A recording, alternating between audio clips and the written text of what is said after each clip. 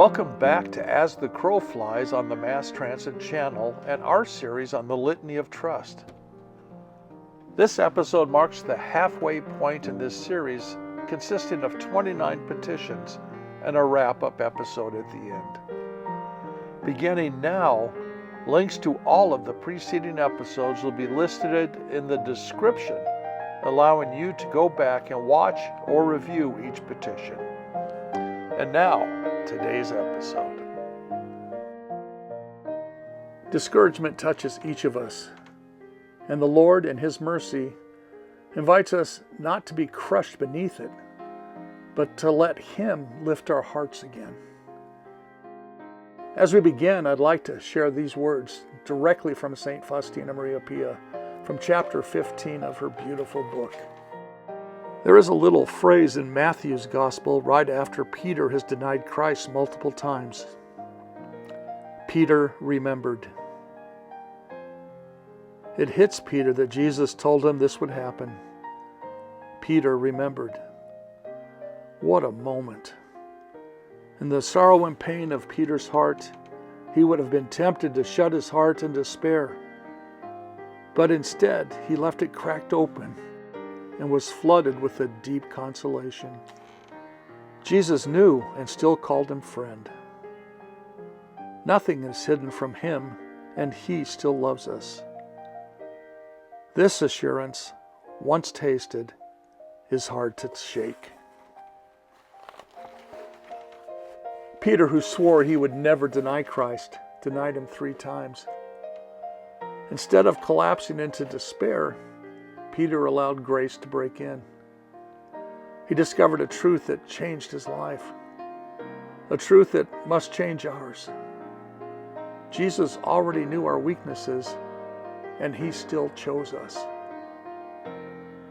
Discouragement, as Sister Faustina Maria explains, often comes from wanting to be further along spiritually than we are. On the surface, that sounds noble, but underneath, it can be pride. The humble heart says, Lord, You know me, You see my limits, and You still love me. That's the humility that gives room for grace. St. Paul confessed in his own struggle, "For I do not do the good I want, but the evil I do not want is what I do." If even St. Paul carried this battle, then we should not be shocked when we encounter our frailty. The enemy would love us to think, "You failed, therefore you're finished." But the truth of the gospel is this: Jesus saves, and Jesus is patient, and Jesus is faithful. Discouragement whispers that we must rescue ourselves. Faith proclaims, gently but firmly, I have a Savior, and it's not me. And as Sister Faustina reminds us, temptation does not prove that we are evil, but rather that there is something precious in us the evil one wishes to destroy. Each temptation resisted, each small yes to God, is a profound act of love.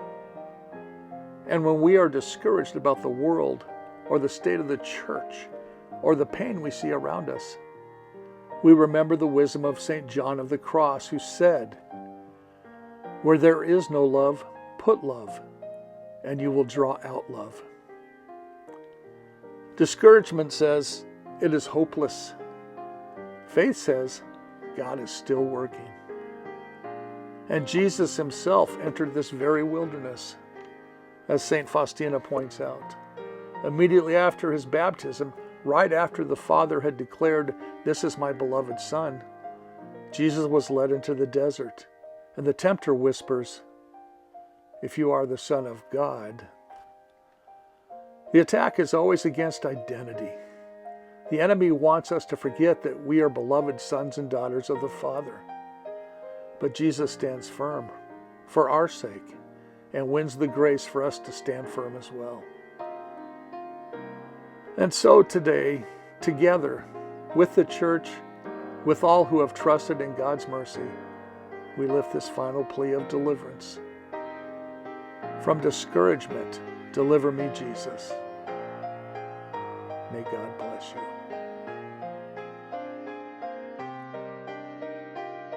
If you'd like to pray the Litany of Trust daily with Sister Faustina, there's a YouTube link in the description of this video where you can do just that.